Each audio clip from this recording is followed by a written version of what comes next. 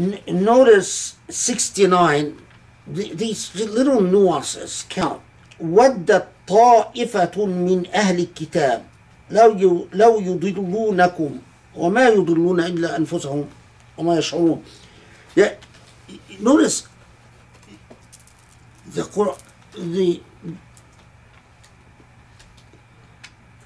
Qur'an, when it often talks about the wrongdoing of others,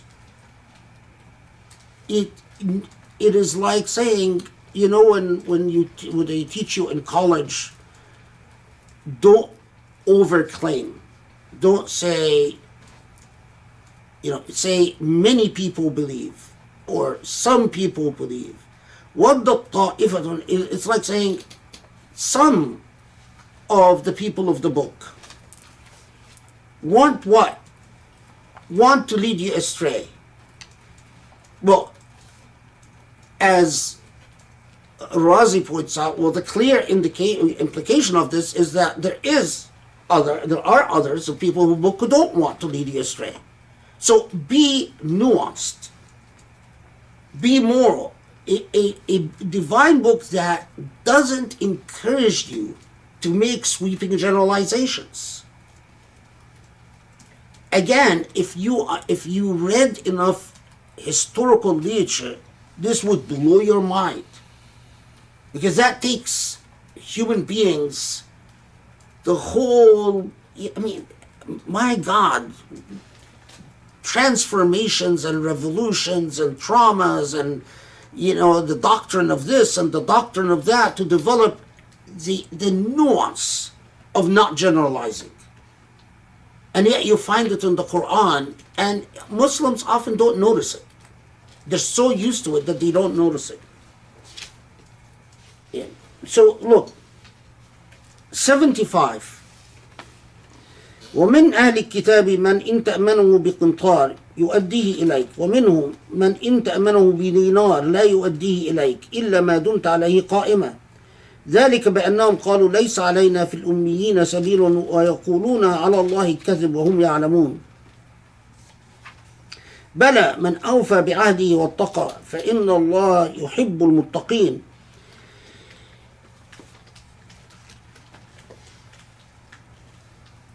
And 77 إن الذين يشترون بعهد الله وإيمانهم ثمنا قليلا أولئك لا خلاق لهم في الآخرة ولا يكلمهم الله ولا ينظر إليهم يوم القيامة. This is 77. Okay, so you notice in 75 all of this is unpacking the ethics of this group, الفئة التي تقاتل في سبيل الله, or the fi'ah that is with Allah against falsehood. Now, and it presents you with another nuance that says, well, there are some of the people of the book who you can trust with something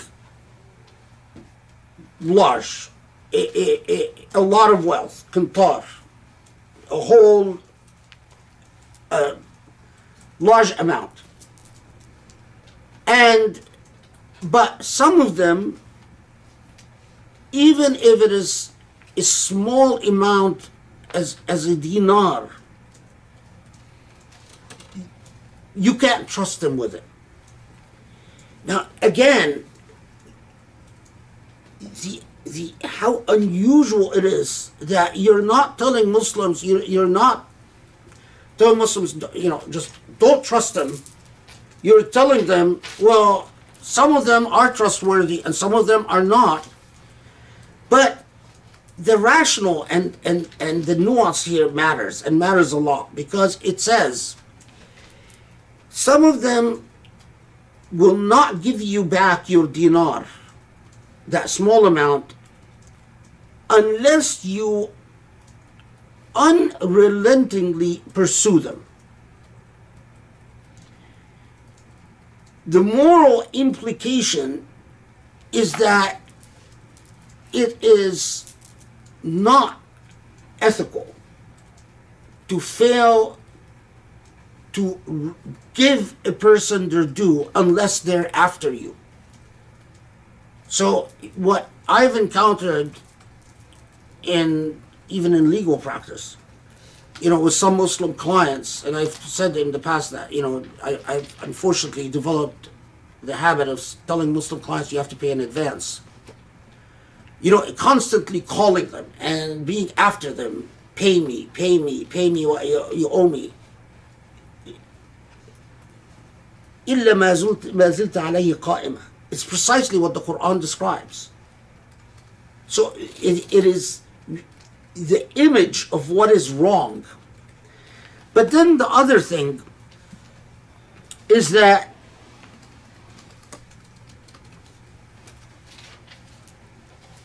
and again, the nuance, not all Ahl Kitab, but what some of the Ahl Kitab said, some opinions in Jewish law said, particularly, that normal rules of morality don't apply when it comes to those who are different in faith than us. So, while normally it is not lawful to cheat or be dishonest with a co-religionist, when it comes to someone who's different in religion than your own, it is halal to defraud them. ليس علينا في الأميين سبيل. That means Ummiyin are people who are of different religion than us. And you say, well, and the Qur'an comes and, as 76 makes clear, says this is morally, this is wrong. The ahd and the mithaq is the ahd and mithaq. So in other words, you can't say that, well, this is normally haram, but it's okay because it's someone different in faith. Remember, everything said in Ali Imran about Ahl Kitab is also intended as a warning to Muslims. One of the things I learned when I came to the US, among, unfortunately, a lot of my co-religionists, a lot of Muslims that I've encountered in the US, is the belief that it's okay to cheat. I knew a guy who was actually quite quote unquote religious. I mean, he prayed, he talked about God all the time. But he felt completely at liberty to steal phone numbers, which he charged his international calls back home to these phone numbers. And he used to offer me these phone numbers, saying, oh, don't pay for international calls. I'll give you phone numbers that are stolen phone numbers, that just charge them to these phone numbers. And I would tell him, isn't this haram? I'd say, no, these are kafirs. It's okay. I've also had a lot of Muslims who did this with credit cards.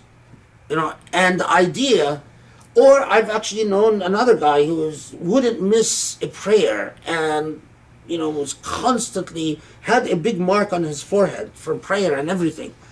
But the man had married and divorced 3 women, and each woman he stole her money from her bank account, her car, just wiped her clean. And in each one of them, their whole logic was, oh, well, they're not Muslim, so it's okay. It's not. Subhanallah, the Qur'an clearly condemns this type of morality, this type of double standard, this type of immorality. And somehow the followers of this book, at least the Muslims that I'm talking about, the Muslims I've encountered, and unfortunately it's more widespread than I wanted to believe, somehow end up repeating the same precise sin.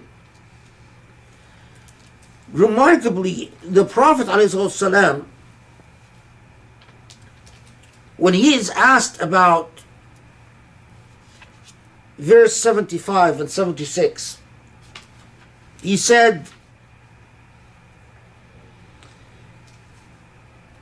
إن الأمانة تؤدى إلى كل بار وفاجر. When it comes to amana, something you're trusted with, which means, of course, all forms of stealing and cheating, it is absolutely an obligation with every pious and impious person. The impiety or the lack of belief of others can never excuse cheating or lying or stealing.